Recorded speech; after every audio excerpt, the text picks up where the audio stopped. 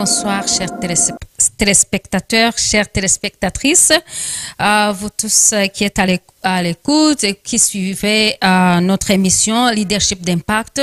Vous nous suivez de partout en Afrique, au Guinée, en Côte d'Ivoire, Cameroun, Congo, DRC, Congo-Brazza, Burundi, Rwanda, partout en Afrique francophone. On vous dit bonsoir et bienvenue à l'émission Leadership d'Impact de tous les mardis. C'est une émission qui traite des sujets ayant trait à la vie socio-politique, économique du continent. Et nous sommes très ravis ce soir d'avoir encore une fois les invités qui vont nous aider à analyser le sujet d'actualité dans la région, qui est l'arrivée de l'ancien président Joseph Kabila à l'est de la RDC. Vous l'avez appris depuis le 19 avril, l'ancien président de la République démocratique du Congo est actuellement à Goma, à l'est de la RDC. Il est dans cette zone au moment où la zone continue à connaître des tensions politiques, des conflits entre le gouvernement congolais et les rebelles de M23. Et il est arrivé de façon, je dirais, il a surpris beaucoup de personnes. Et son détour par l'est de la RDC a suscité beaucoup de réactions, que ce soit sur le point local que sur la région. Et ce soir, nous allons analyser si son détour par l'est de la RDC, Goma, est une simple, disons, une simple stratégie de retourner à son pays, ou si c'est peut-être un message politique qu'il est en train de lancer au gouvernement ou au peuple même congolais, d'autant plus qu'il y a les élections présidentielles qui sont proches. Donc, son arrivée a suscité beaucoup de réactions. La première réaction qui a étonné certaines personnes, c'est son parti politique qui a été suspendu, et son parti, c'est le PPRD. Et il y a aussi ces biens qui ont été gelés, ou ces comptes qui ont été gelés, et ces biens qui ont été aussi saisis. Ça, c'est l'une des réactions qu'on a pu observer à travers les médias. Il y a aussi, mais quand même, il y a d'autres personnes qui ont réagi positivement à son arrivée, notamment les rebelles du M23 à l'est de la RDC qui contrôlent l'est de la RDC, le nord et le sud Kivu, mais aussi certaines populations locales qui ont salué son arrivée à Goma. Ce soir, on va donner la parole aux invités. Nous avons Monsieur Tite Gatabazi, qui est un analyste politique de la région des Grands Lacs. Bonsoir Tite. Bonsoir. Et c'est notre première fois de t'accueillir dans cette émission. Bienvenue. Oui, merci. Nous avons aussi un autre invité, mais qui est aussi l'enfant de la maison, comme on aime le dire, c'est Kanyana Kabale Bernard, qui est chercheur et journaliste. Il intervient souvent dans cette émission. Merci beaucoup et bienvenue encore une fois. Merci beaucoup, J'espère que tu ne vas pas te lasser de nos invitations. Non, plus elle les abonne, plus ça me rafraîchit. Ok. Papa Kanyana, il est toujours avec nous quand on a besoin d'une réflexion poussée sur la région des Grands Lacs. Bienvenue donc aux invités de ce soir. Ils vont nous aider à comprendre l'impact de la présence de l'ancien président Joseph Kabila à l'est de la RDC. Je vais commencer par Papa Kanyana. Quelle a été votre réaction quand vous avez appris que l'ancien président Joseph Kabila est rentré dans son pays par l'est de la RDC? Peut-être que les gens diraient pourquoi pas par Kinshasa et pourquoi par Goma. Est-ce que ça a une signification particulière? Merci beaucoup pour la parole. Lorsque Kabila est arrivé, les gens ont réagi de différentes manières. Vous veniez de le dire, Kinshasa a réagi par des sanctions, par une sorte de jugement extrajudiciaire. C'est pour moi une déviation. Et pourquoi c'est une déviation? C'est une déviation parce qu'on a d'abord oublié que l'ancien président Joseph Kabila a une certaine immunité. Il est sénateur à vie. On ne lui a pas encore retiré son immunité avant de l'accuser et de le juger à distance. Mais il n'était pas au pays depuis 6 ans, plus de 6 ans en exil. Certains disaient en exil, d'autres disent non, il n'était pas en exil, il faisait des affaires ou des études. Il ne faut pas mélanger les choses. Ça fait 6 ans qu'il a cédé le pouvoir. Oui, mais... Il est resté d'abord à Kinshasa, à Kingakati, dans son parc. Après, il y a eu des provocations. Je reviens vers toi, Kanyana. Quand Tshisekedi veut renforcer son pouvoir, qu'il divorce d'avec le FCC de Kabila, il y a des actes de provocation à l'endroit de l'ancien président Kabila et ses proches. Il a quitté Kinshasa pour aller s'installer à Lubumbashi. Arrivé à Lubumbashi, on a, comme par hasard, et c'est toujours calculé, déployé le général Edi Kapende, lequel Edi Kapende avait été mis en prison par Joseph Kabila en l'accusant d'avoir été l'auteur de la mort de Musée Laurent Désiré Kabila. Et donc, quand les militaires de Kapende commencent à s'approcher de plus en plus de la résidence de l'ancien président, qu'ils font des tours autour de sa propriété, il se sent en insécurité. C'est comme ça qu'il décide d'aller s'installer à l'étranger. Donc, est-ce qu'on peut dire que ce n'est pas un exil? Non, c'est ce que j'explique. En qualité d'ancien président, ça aurait quand même fait jaser de dire que l'ancien président s'est exilé. Il est allé peaufiner ses études. Il était inscrit à l'université en Afrique du Sud. Certains disent les études, d'autres disent le business. On a quand même vu, habillé en toge universitaire, recevant des mains des professeurs son diplôme de master. Après, il a dit qu'il faisait son doctorat. Mais il restait, c'est vrai, le séjour était prolongé à l'étranger. C'est pour ça qu'on a parlé d'exil. Mais toi, personnellement, en analysant, tu parles de quoi? Puisque tu as réagi quand, justement, je parlais d'exil. Oui, donc c'est des études, pour toi? C'était pour des raisons d'études, mais aussi pour des raisons de sa sécurité personnelle. Pendant qu'il n'est pas présent, on assiste quand même à des actes de persécution de sa propre femme à Kinshasa. La résidence est attaquée à 2 reprises. Sa sœur Jeannette Kabila est interpellée de manière quand même assez brutale par les services de l'ANER et passe toute une journée à être interrogée.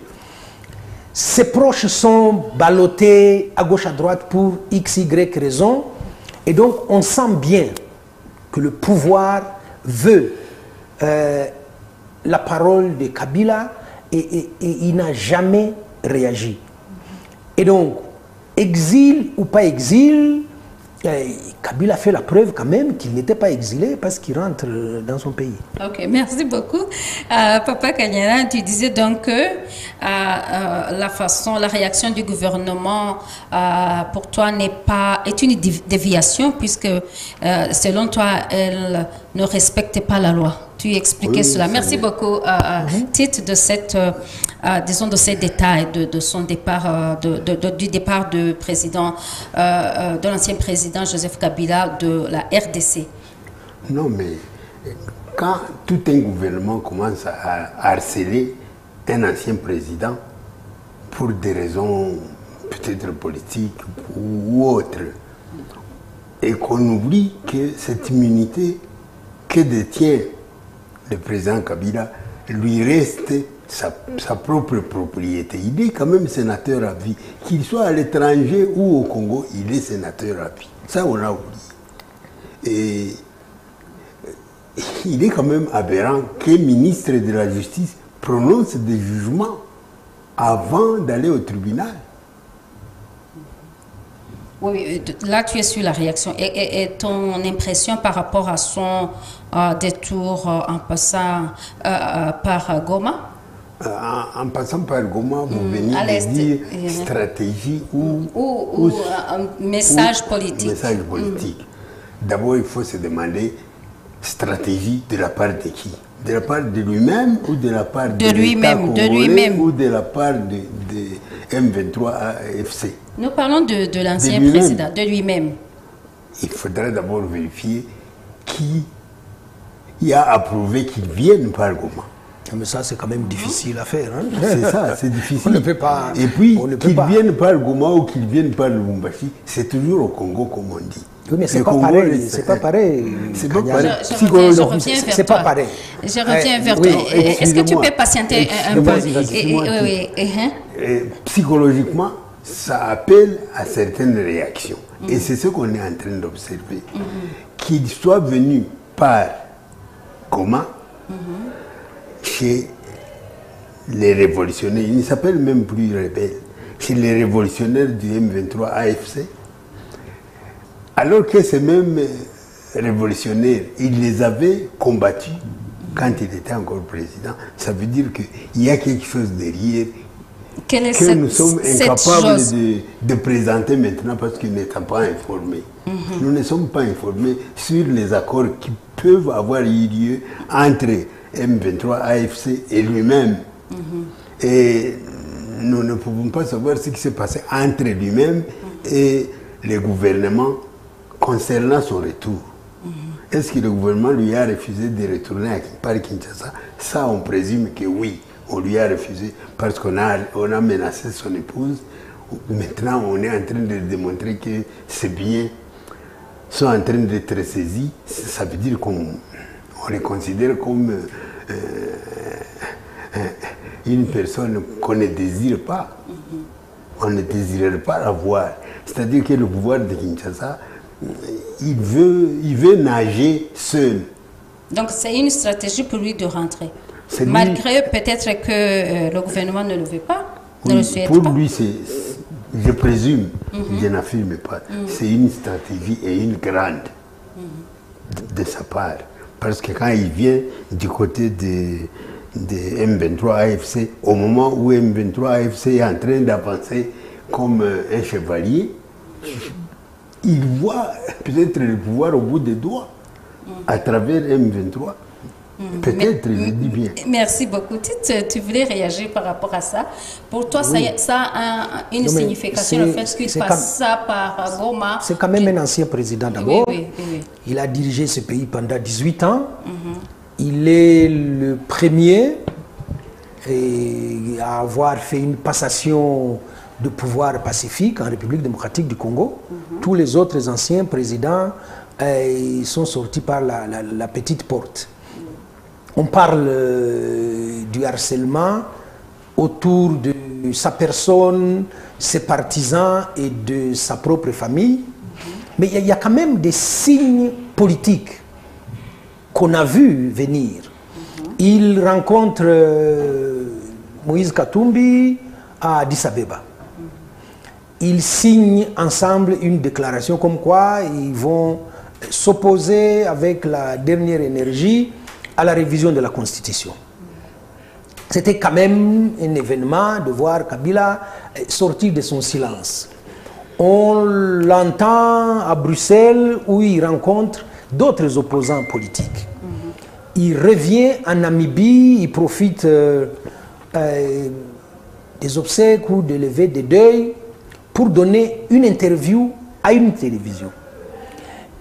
Et après, il donne la primeur à Jeune Afrique en disant, voilà, j'ai décidé d'arrêter toutes mes activités. et de rentrer dans mon pays par la partie orientale. Orientale, ça veut dire que vous partez d'Issiro jusqu'à peu près à Bukavu, parce qu'après c'est vraiment le sud profond. Même jusqu'à Lubumbashi, c'est toujours l'Est. C'est la partie orientale. Lubumbashi, ça fait le sud. Évidemment, c'est l'Est du pays. Et donc, tout de suite, en lisant Jeune Afrique, on comprend que Kabila a décidé de rentrer au pays. Il rentre avant qu'il ne rentre. On lit Olivier Kamitatu, qui est le Dirkab de Katumbi, sur son compte X. C'est lui qui annonce que Kabila entrera par Goma. Entrer par Goma, ça quand même, symboliquement, ça signifie beaucoup et politiquement. Et donc, si Kabila entre par Goma, ça veut dire qu'il y a eu des négociations préalables avec les maîtres des lieux, qui sont l'AFC, M23. Si Kabila entre par Goma, ça veut dire qu'il montre à la face des Congolais et de la terre entière qu'il n'est pas en sécurité ni à Kinshasa, ni à Lubumbashi, encore moins à Kisangani ou ailleurs. Et que pour des raisons de sa propre sécurité, il vient se mettre sous la bannière de l'AFC M23. Et ça, je peux rejoindre mon co-débatteur qui dit qu'il doit y avoir eu des négociations préalables. On sait très bien que Kabila est le père fondateur du M23, le père, est-ce qu'on peut appeler un père illégitime? Parce que c'est parce que Kabila ne respecte pas les accords signés le 23 mars 2009 qu'est né le M23. 2012-2013, Kabila met tout en œuvre pour que le M23 quitte la ville de Goma qu'ils occupaient depuis un mois, si pas un mois et plus.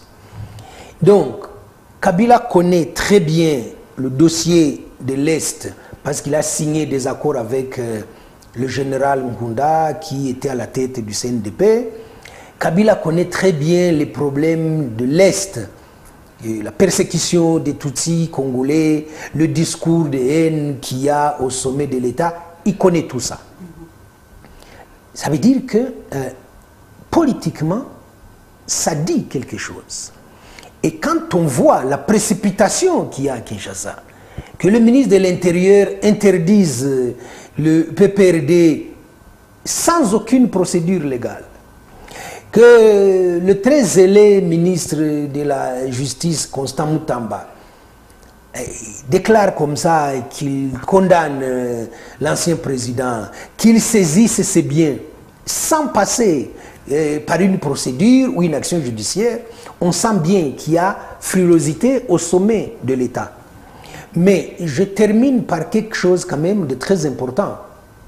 Personne à ce jour ne peut vous dire avec certitude où se trouve l'ancien président Joseph Kabila. Il y a vraiment de la spéculation autour de sa présence physique à Goma ou ailleurs. Voilà. Alors, son retour au pays, est-ce que ça signifie peut-être quelque chose de très important au moment où le pays se prépare pour prochainement pour les présidentielles? Est-ce qu'il n'y a pas peut-être une liaison à cela, Kanyana? Mais des opportunités politiques, ça existe. Chaque fois que vous verrez un politicien en train de poser un acte, dites-vous qu'il y a quelque chose derrière, qu'il y a une projection et qu'il y a un intérêt. Vous savez bien que M23 est là à Bunagana depuis 2021. Ça va faire 3-4 ans maintenant. Pourquoi il n'est pas venu à ce moment-là? Justement, pourquoi il vient aujourd'hui? Pourquoi il ne vient seulement qu'aujourd'hui? Justement, les gens se demandent pourquoi Kabila décide maintenant de venir. Il y a quelque chose, peut-être que jusque-là, vous ne pouvez pas nous dire cette chose, mais vous assumez que ça peut être quoi? Selon vos analyses, selon vos... Je n'affirme rien, je présume seulement, je suppose, comme tout le monde.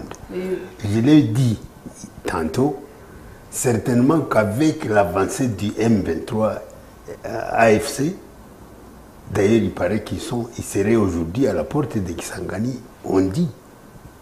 Et il n'y a pas de fumée sans feu. Avec cette avancée, n'importe quel homme politique, et a fortiori un ancien président de la République, il voit le pouvoir. Il voit le pouvoir devant lui. Ok. Tite, merci beaucoup. Est-ce que on peut... à qui profite le retour de Kabila au pays? Oui. Peut-être qu'il a son intérêt, comme on le dit, en politique, il y a toujours des intérêts. Mais il ne peut rien faire sans intérêt. Il a un gros intérêt, il est le premier bénéficiaire. Mais qu'un ancien président décide de venir se mettre sous la protection des mouvements révolutionnaires, ça veut dire que tout de suite, il légitime ce mouvement-là. Des mouvements révolutionnaires, excusez, des mouvements révolutionnaires qu'il avait combattus. Merci pour la précision. Okay. Il légitime ce mouvement. Il valide les revendications de perte de nationalité, du discours de haine, j'en ai parlé, des persécutions, des réfugiés qui ont fui les massacres et qui sont nombreux au Rwanda et en Ouganda. Ça veut dire que l'ancien président met son crédit à disposition de l'AFC M23. Ça veut dire qu'en plus de ces crédits, j'ai entendu des présomptions, je vais présumer moi aussi, il a quand même des contacts avec des chefs d'État en exercice, il a des contacts avec des anciens chefs d'État et qu'il doit leur parler en sa qualité d'ancien président de la République. Il y a quand même une anecdote qui me taraude et que je vais vous partager. Tshisekedi avait tout fait au début de l'insurrection du M23. Il a tout fait pour rencontrer l'ancien président Kabila. Celui-ci a opposé une fin de non-recevoir parce que ses partisans étaient persécutés à Kinshasa. Et Tshisekedi avait profité d'un voyage à Lubumbashi où il a demandé à l'ancien président de la Tanzanie, Kikwete, de venir l'aider compte tenu des liens que Kikwete entretient avec le président Kabila. On dit que quand Kikwete est allé voir Kabila, Kabila lui a sorti la liste des griefs contre le président Tshisekedi. Et il l'a mis au défi. Il lui dit, s'il y a un seul point qu'il conteste, moi j'irai le voir. Quand Kikwete va voir Tshisekedi, il lui dit quand même, la liste elle est trop longue. Vous avez fait du mal à la fois au président Kabila, à ses partisans. Vous mettez des gens en prison pour rien. Vous assassinez même des députés. Je pense à l'honorable Chérubin Okende. Tshisekedi n'a pas trouvé à redire sur cette liste de griefs. Et donc, si l'ancien président présente comme ça des griefs aux autres chefs d'État avec lesquels il est en contact, et qu'il leur dit, moi, mon pays me manque, je veux rentrer, mais je ne peux pas aller à Kinshasa pour les raisons que je viens de développer ici. Je ne peux même pas me rendre à Lubumbashi où je suis sous menace du général Edi Kapend. Et donc, le seul endroit où je peux être en sécurité, c'est Goma. Mais Goma est aux mains du général Makenga, de Bertrand Bisimwa et de Corneille Nangue. Moi, je vais prendre langue avec eux. Je vais leur expliquer que je suis... quel est mon projet? Il a quand même révélé dans Jeune Afrique qu'il venait apporter sa contribution pour qu'on trouve une solution durable aux maux qui gangrènent le pays, à commencer par la persécution des Tutsis congolais. Si je comprends, lui-même profite de son retour. Il est en train de jouir d'être dans son pays, comme vous l'avez dit. Et il y a aussi le M23, vous avez dit, puisqu'il y a quand même eu des pourparlers avant qu'il ne vienne. Bien sûr. Vous avez parlé de la solution, trouver une solution durable pour le conflit. Est-ce que vous êtes optimiste par rapport à sa contribution à la recherche des solutions à ce conflit? Oui et non. C'est-à-dire que vous n'êtes pas optimiste? Non, je coupe la poire en deux. Donc, les deux. J'ai dit les deux. Oui, parce que le conflit a trop duré. On en connaît les causes, mais on essaie tout le temps de passer à côté. Depuis qu'on a fait Nairobi, beaucoup de rounds à Luanda, tout le monde a compris la légitimité de la cause que défendait le M23, aujourd'hui devenu AFC M23. Et c'est pour cette raison qu'on les a invités à Doha pour qu'ils aillent discuter face à face avec la délégation de Kinshasa. Ce que Tshisekedi avait refusé depuis des années. Il a sorti des noms d'oiseaux contre ses compatriotes. Mais qu'à cela ne tienne. Et puis vous voyez l'ancien président de la République qui dit « Je veux moi aussi, compte tenu des connaissances que j'ai de mon pays, compte tenu de ma stature, apporter ma contribution. » Mais là, il y a des hésitations. Est-ce qu'il arrive pour se joindre à l'AFC M23? Ça pose des questions. Est-ce qu'il arrive pour dire il y a eu des tentatives à un moment donné de rallier ce qu'ils appellent en RDC l'opposition non armée. Ça veut dire qu'il y a le parti de Kabila, le PPRD, il y a Ensemble pour la République de Moïse Katumbi, rallier Fayoulou, c'est vraiment la croix et la bannière, mais on pouvait voir Delis Senga dans le cortège. Ils ont essayé, ils n'y sont pas arrivés. Est-ce qu'il reprend cette démarche pour dire il y a la révolution AFC M23, il y a l'opposition non armée et il y a le pouvoir en face. Et peser dans les négociations qu'il y a, je rappelle quand même qu'il y a une démarche de la Synco et de l'église protestante pour entamer de pourparlers de paix dans le pays, ce qu'ils appellent un pacte pour la paix sociale. Toute cette démarche isole en fait le pouvoir de Tshisekedi. On sent bien que c'est un pouvoir qui est figé, on sent bien que c'est un pouvoir qui fait de l'amateurisme, on sent bien que c'est un pouvoir va-t-en-guerre. Il a perdu la guerre, il a perdu l'aura sur le plan diplomatique, il est en difficulté sur le plan de la politique intérieure. Et donc là, le pouvoir est très faible. Et je crois que, comme vous posez bien la question, Kabila sent qu'il a une carte à jouer et il veut la saisir. Mais vous n'êtes pas sûr que la carte là va être la meilleure? J'espère pour lui. Puisque vous avez dit oui et non, donc optimiste et pessimiste en même temps. Oui, en disant non, en fait, je regarde. Tu hésites quoi? Non, j'observe tout ce qui a été fait depuis toutes ces années. Tshisekedi a planté Nairobi. Tshisekedi a disqualifié East African Force qui pendant 6 mois avait quand même réussi à stabiliser la situation entre Kibumba, Goma et Rumangabo. Tshisekedi a planté Luanda avec tous les efforts du président Joao Lorenzo.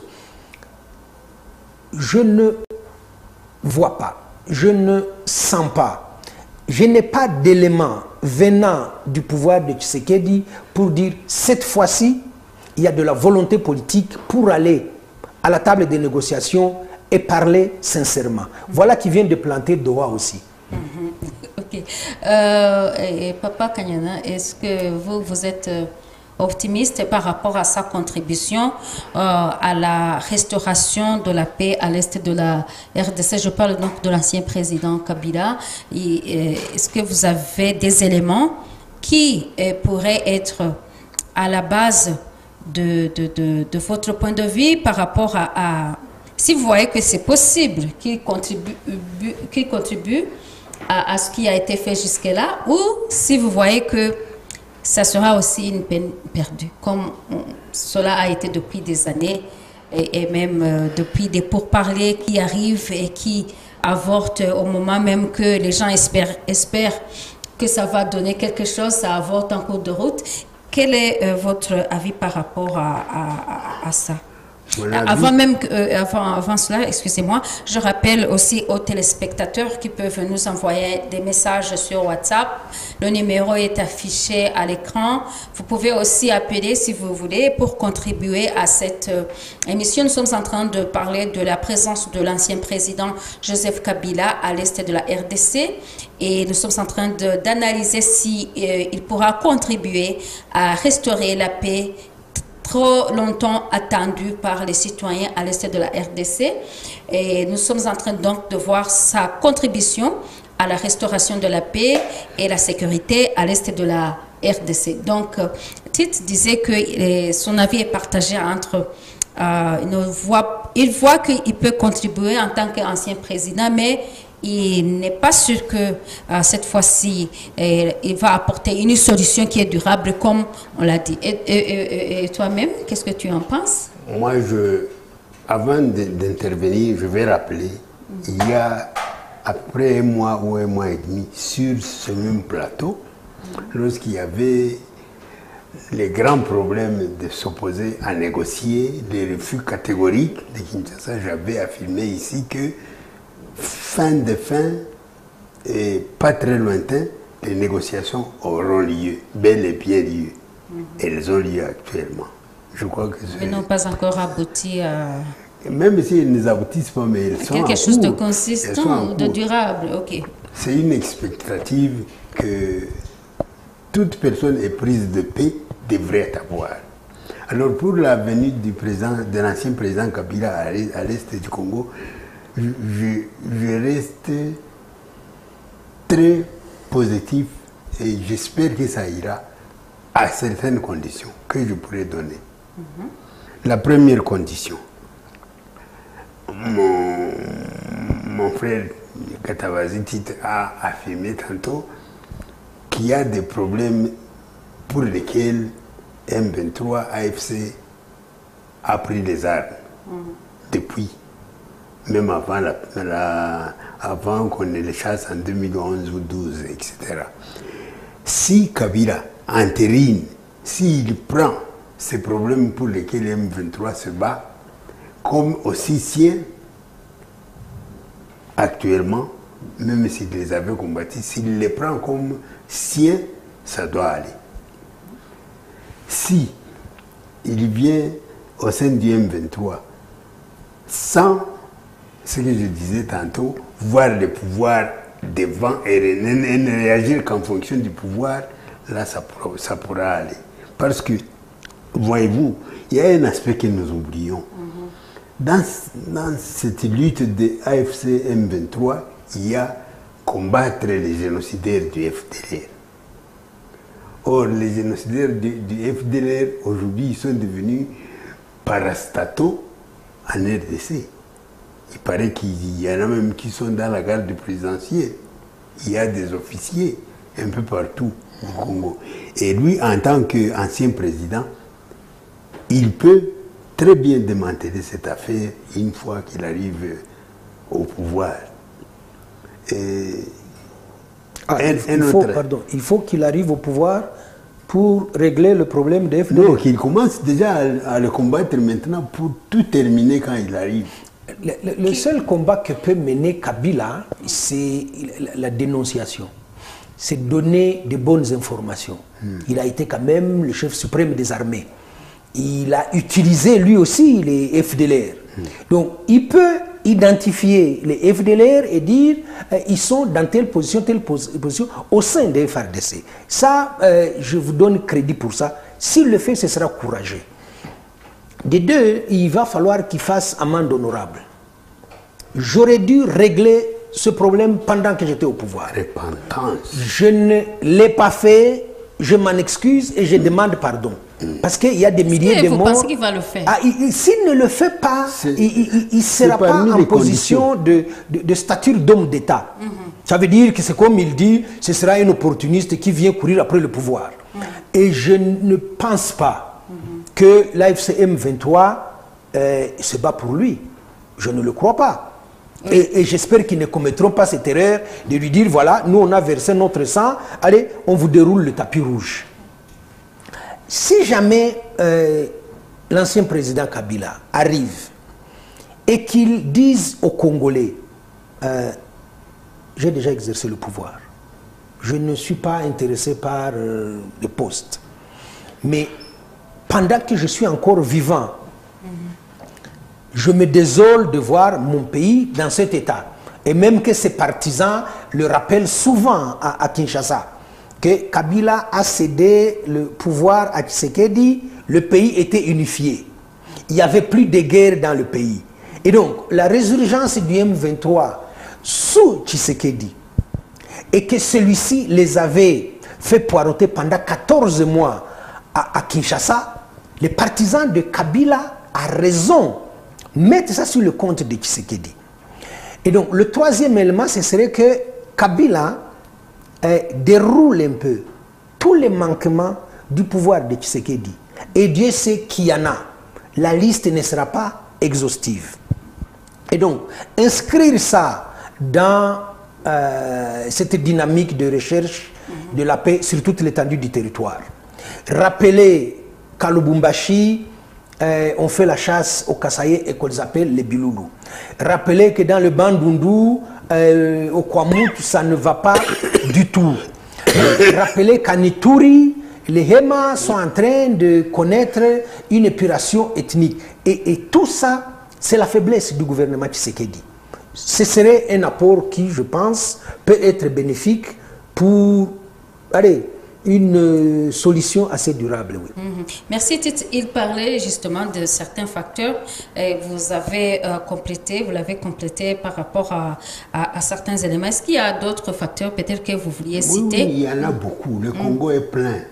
Il est plein de problèmes cruciaux. Il vient d'en citer plusieurs. Mais je reviens un peu en arrière. N'oubliez pas qu'à la base, surtout du fait que M23 AFC est né, il y a les génocidaires des FDLR qui commettent le génocide partout au Congo. Ils ont tué les gens. On avait mangé la chair humaine à Kalima, la chair humaine à Ouvira avec des brevets sur les réseaux sociaux. Oui, ça il a dit qu'il doit aussi accepter. À Goma, on a fait ça. À Nituri, on a fait ça. Je crois que cela est une pousse, une planture qui pousse parce que FDLR est là. Alors, si le président Kabila arrive aux côtés de ceux qui combattent cette histoire de génocide en RDC, s'il ne s'implique pas et qu'il soit cet observateur clandestin qui observe et qui attend seulement sauter sur le morceau, le moment venu, là, en tout cas, je donne ma langue au chat. Merci. Mais si il s'implique dedans, Gatabazi l'a dit, s'il s'implique dedans et qu'il dénonce énergiquement, qu'il démontre que le pouvoir a failli, on va arriver à quelque chose. Jusque-là, vous avez donné vos points de vue par rapport à l'arrivée de Kabila à l'est de la RDC, mais que pense la population? Puisque la population locale, elle est la première concernée et la première bénéficiaire de la paix à l'est de la RDC. Est-ce que, si vous essayez d'analyser, est-ce que la population est pour son arrivée ou il y en a qui sont contre? Vous devez trouver des pour et des contre en fonction des liens qui peuvent avoir avec le pouvoir qu'a exercé Kabila pendant 18 ans. Il y en a qui en ont bénéficié et donc qui lui restent redevables, qui sont attachés à lui.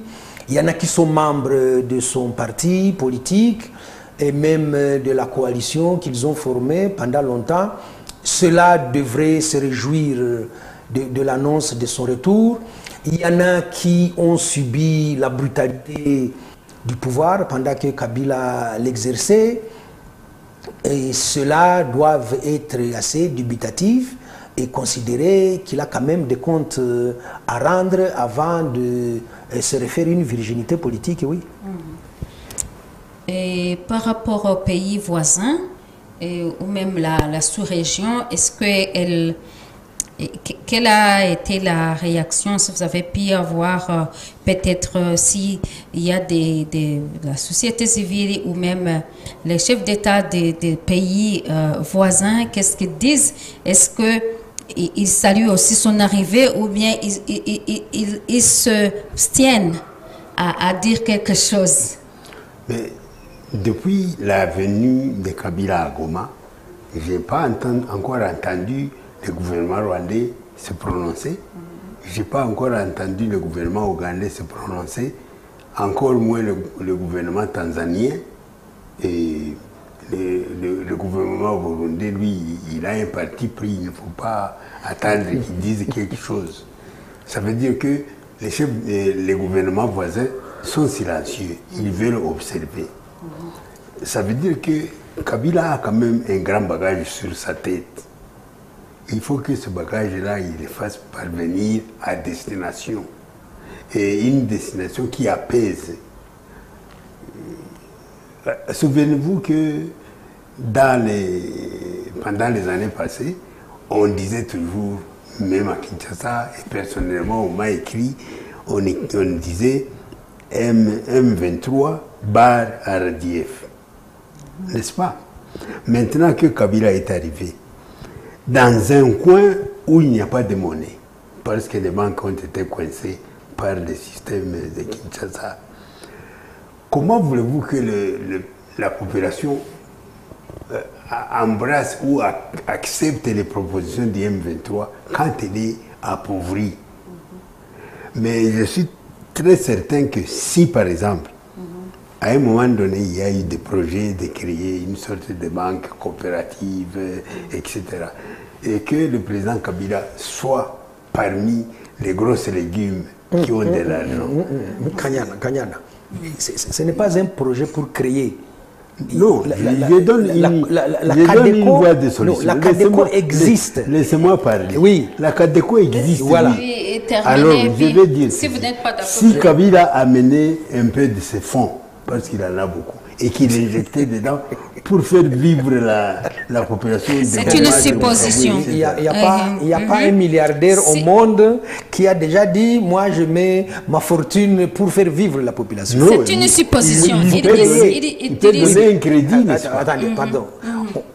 Il peut participer à la création des conditions pour que les activités socio-économiques démarrent et que l'argent puisse circuler et que chacun ait ce à quoi il a droit. Mais il ne viendra pas distribuer de l'argent comme ça. Par rapport à ça. Il vient investir. Toi, tu veux que Kabila distribue l'argent. Qu'il investisse dans Cadeco et que les intérêts lui reviennent. Ça se fait, non? Non, la Cadeco, c'est une caisse d'épargne. Bien sûr. Donc, la caisse d'épargne génère aussi des intérêts. Oui, mais très peu. Et si elle reçoit des fonds, elle sait qu'il doit rembourser les intérêts, qu'il doit rembourser les fonds. Moi, j'aurais été content si vous disiez, il a beaucoup d'argent, il vient faire amende honorable, il arrive, il monte des projets à l'est du Congo, depuis Rutshuru, Masisi, Goma, Calais. Ces projets-là n'ont pas besoin de passer par une banque ou par des crédits ou par les ONG. Lui, là, les fonds, il injecte ça. Il donne de l'emploi aux jeunes Congolais. Il crée des infrastructures pour la santé. Il crée des écoles. Et là, mais il fait ça en tant que En tant que privé. Personne En tant que personne physique. privée. Et les salaires de ces employés seraient payés On par a nous. vu un milliardaire malien qui arrive dans son pays et qui dit « Moi, je vais aider mes compatriotes ». Il a asphalté des dizaines de kilomètres de routes. Il a dit qu'il ne voulait pas travailler seul. Il s'est associé avec d'autres. En fait, c'était des prêtres, non. Il a mis son argent pour construire des hôpitaux, des écoles, et il les a équipés. Il a dit, moi, j'ai fait mon devoir. Dieu m'a donné la chance d'avoir des millions. J'en ai rendu à mes compatriotes. Mais le problème, c'est que on ne peut faire ce genre de projet que si la paix est garantie. Mais Alors, toute la est-ce que partie occupée Kabila- par l'AFC M23 est sécurisée. Rutshuru, il y a la paix et la sécurité. Massissi, maintenant, on peut dormir tranquillement. Quand vous Donnez-moi allez une à minute. Goma, J'arrive. vous êtes surpris que les gens vous disent ça faisait longtemps qu'on n'avait pas vécu une situation de sécurité comme celle-ci. Et donc, quand on a cette sécurité-là, maintenant, il faut engranger des projets qui vont générer des ressources pour la population. Ok. Merci beaucoup. Merci Alors, beaucoup. vous avez demandé une minute, J'ai Kanyana. demandé une seule minute pour répondre. Un milliardaire arrive avec les fonds. Il les injecte sur un terrain où il n'y a pas de système bancaire. Et il prétend aider la population de la place. Il construit des hôpitaux, il trace les routes, il fait En tant des grands qu'individu. projets en tant qu'individu. Je me demande d'abord, ces agents seraient payés via quelle banque dans le système actuel? N'est-ce pas par Cadeco? C'est à toi de répondre à ça. Non, je vous pose la question. Ne me pose pas la question. Réponds. À l'est de la- Donne-moi à la l'est de la- solution. à l'est de la Il n'y a RDC. pas de système bancaire opérationnel. Alors, vous proposez que Kabila vienne et qu'il facilite la banque Oui. à Non, opérer. Il injecte. Qui lance des projets et injecte des fonds. Alors, en faisant vivre Cadeco et en rendant Cadeco plus viable. Pourquoi le Voilà. M23 ne peut pas le faire? Est-ce que le M23 est millionnaire? Non, parce que il est quand même, il est venu dans leur région.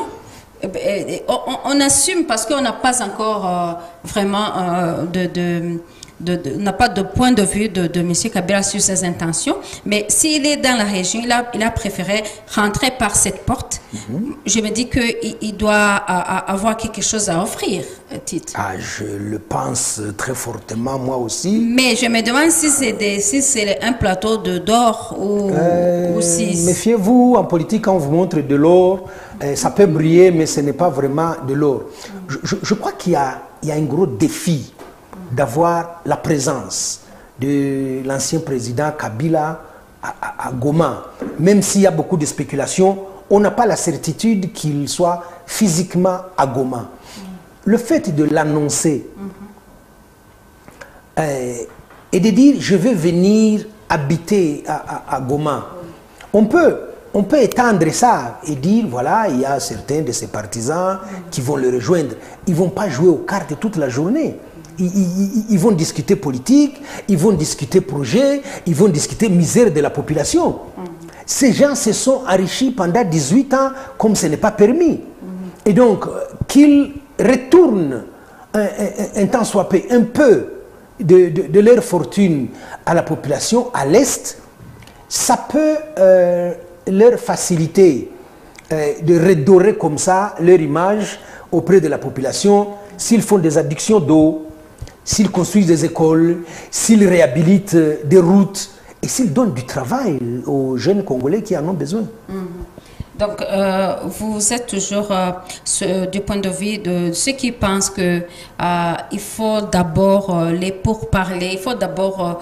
vous avez dit que la région est stable, Tite, et même Kanyana l'a dit. Non, la partie Est. La partie occupée par la M23. Oui, oui. Là, ils assurent la sécurité. Mais alors, la sécurité sans argent, c'est ça. Il y a quelqu'un qui dit que d'abord la sécurité et puis l'argent va venir. Alors, Kabila, pour vous deux, si j'ai bien suivi, vous ne pensez pas que Kabila va apporter une solution de monétaire ou financière sans que le gouvernement congolais et le M23 puissent arriver à la fin de leur dialogue? C'est ce que j'ai pu retenir. Non, je crois que il n'attendra pas l'issue de Doha, qui a quand même du plomb dans l'aile par la faute du gouvernement de Kinshasa. Il n'attendra pas qu'il y ait des signatures, des accords. Il vient s'installer. La grande question, c'est que va-t-il faire? C'est ça. Est-ce qu'il va passer sa journée, tourner les pouces, de l'engagement de venir apporter sa contribution? La contribution, elle doit être de nature politique, elle doit être de nature diplomatique, et elle peut être de nature socio-économique. Ok, merci beaucoup. Alors, voyant la réaction du gouvernement congolais, si vous voyez la réaction d'avoir suspendu le parti politique de Kabila, d'avoir saisi ses biens, est-ce qu'il y a espoir qu'il pourra être un meilleur joueur de cartes pour que le dialogue, les pourparlers entre le M23 et le gouvernement congolais puisse aboutir? Si vous analysez cette réaction, est-ce qu'il y a lieu... La réaction, elle est, on l'a déjà dit, elle est très maladroite. Elle est précipitée. Elle viole le droit minimum pour quelqu'un. Oui, ma question est de savoir... Le droit à un procès.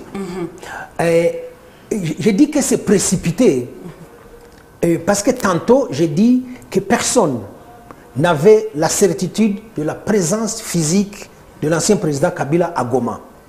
Et donc, tout un gouvernement qui se précipite comme ça, et si jamais c'était une fausse information, et si jamais c'était une fausse alerte, le ministre de l'Intérieur qui monte au créneau, il suspend le parti. Au nom de quoi? D'aucune infraction. Justement, c'est pour ça que je me demande, est-ce que sa contribution est vraiment de taille? Mais c'est là qu'on voit. C'est là qu'on voit déjà son aura. Le fait qu'il annonce qu'il vient à Goma, on se précipite pour prendre ses biens, on suspend le parti. Sur quelle base juridique? Aucune base. Il a parlé de déviation légale. Oui, c'est pire que ça. Un pouvoir qui est dans la paranoïa ne peut pas bien exercer le pouvoir. On a une peur bleue de Kabila dans l'entourage de Tshisekedi. Et cela confirme qu'il peut amener une solution. Ah, ça c'est certain, oui. C'est justement là que réside le poids et la force même de sa venue. Qu'on l'appelle vent, qu'on l'appelle silhouette, qu'on l'appelle aura, il est arrivé à Goma. J'ai une personne qui l'a vu et qui me l'a dit. À moins que ce soit un double de lui-même. On l'a confondu, il y a des gens. C'est possible. Il peut avoir des soucis. Même s'il ne venait pas, même s'il ne venait pas physiquement, psychologiquement, nous parlions de cet aspect tout à l'heure. Psychologiquement, il est là. Et la réaction, on la voit. Ma question est la suivante. Si jamais il n'est pas à Goma et qu'on apprenne qu'il est en Afrique du Sud demain, est-ce que Kinshasa va restituer? Jamais. Ils ne vont pas le faire. Ce sont des voleurs, des bandits. Ils ne vont pas le faire. Des bandits. Oui. Alors, ça veut dire que c'est le va-t-en-guerre, comme vous avez dit. Et cela encouragera les champs de bataille. Actuellement, on va dire, cet homme-là, ce gouvernement qui est à Kinshasa, il est en train de gober les choses, de s'octroyer n'importe quel pouvoir, même en violant les conventions internationales et les droits. Alors nous, on va avancer jusqu'à le faire chier. On a vu ça avec Mobutu. Presque à la fin de notre émission, il nous reste quelques minutes. Alors, en allant vers la conclusion, est-ce que l'arrivée de l'ancien président Kabila à l'est de la RDC ne vous rappelle pas son entrée au pouvoir il y a quelques années quand il arriva au pouvoir? Non, ça, on ne peut pas. Il n'y a pas de comparaison. Pourquoi pas? Kabila accède, Joseph Kabila accède au pouvoir après la mort de son père. Oui. Donc ce n'est pas la marche triomphale de musée Laurent Désiré Kabila. Lui, il arrive parce qu'il y a un accident. Et il faut suppléer à ça. Mais ce n'est pas aussi en période en termes pacifiques. Il arrive au moment où il y a une guerre de libération. Il arrive au moment où il y a des frémissements de dialogue. Il arrive au moment où le pouvoir central est décrédibilisé et il est affaibli. Et donc, c'est dans ce climat il vient, symboliquement, il marque le coup en entrant par Goma. Voilà. Alors, vous dites que ce n'est pas la même chose? C'est plutôt la même chose? Non, pas du tout. Quand Kabila arrive au pouvoir, on a quand même encore les images, on a les photos.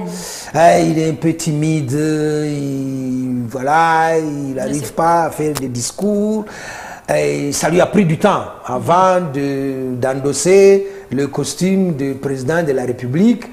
Mais là, il arrive, merci de le rappeler, il est très expérimenté. Il a un très bon carnet d'adresses qui serait enviable pour tout le monde. Et il est assis sur une fortune. Voilà. Comment faire pour terminer cette émission, pour pousser le gouvernement congolais à accepter la participation, cette proposition de l'ancien président à la restauration de la paix à l'est de la RDC? Qu'est-ce qu'il faut faire? Et on termine sur ça. Merci beaucoup, madame. Avant de vous répondre, permettez-moi d'abord que je rappelle. Il nous restait une minute. Nous avons oublié que toute négociation a des préalables. Ça veut dire la saisie de biens de Kabila, les arrestations arbitraires, les trucs et tout. On va d'abord chercher une solution pour tout ça avant de négocier. Ça pourrait être une condition pour la partie qui est en force sur le terrain. Alors, vous me dites que vous me demandez par quelle voie on pourrait arriver à la paix au Congo. La paix est avec la participation de l'ancien président Kabila, cette proposition. Mais justement. Il est venu justement marcher dans la paix parce qu'on a dit tantôt qu'à Goma c'est la paix, on fait les salongos, c'est propre, tout ça, la sécurité. C'est déjà un premier pas dans la paix. Alors, cette démarche pourrait influer sur ceux qui sont devant. Si par exemple, on arrivait à ne fût-ce qu'à donner une sorte de tonus financier à Goma et à Bukavu, vous allez voir, même Kisangani va appeler. Il va dire venez. Même Lubumbashi va dire comment venez. Influencer le gouvernement congolais, c'est ça. Accepter justement la proposition de Kabila. Parce qu'il propose de contribuer à la restauration de la paix. C'est une proposition qu'il a lancée en tant qu'ancien président. Mais comment influencer le gouvernement congolais pour l'accepter? Le gouvernement de Kinshasa, je dis qu'il est très affaibli. Politiquement, en interne, ça sointe. Il a la nuque raide. Merci. On termine, Sur le plan diplomatique, ils sont inaudibles. Sur le plan militaire, ils ont perdu. Qu'est-ce qui leur reste?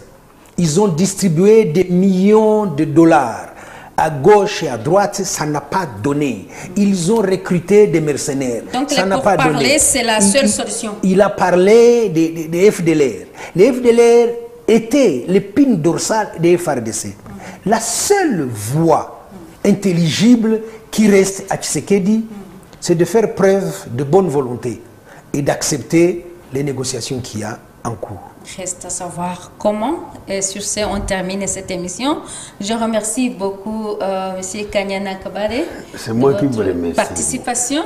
Et je vous remercie aussi, Tite Gatawazi, pour votre participation. C'est la première fois, mais c'est un plaisir. Je pense vraiment. que le DIANSA a beaucoup aimé vos interventions. J'espère. Oui, on l'espère. On n'a pas reçu de messages, mais souvent les messages continuent à être donnés aussi sur notre chaîne.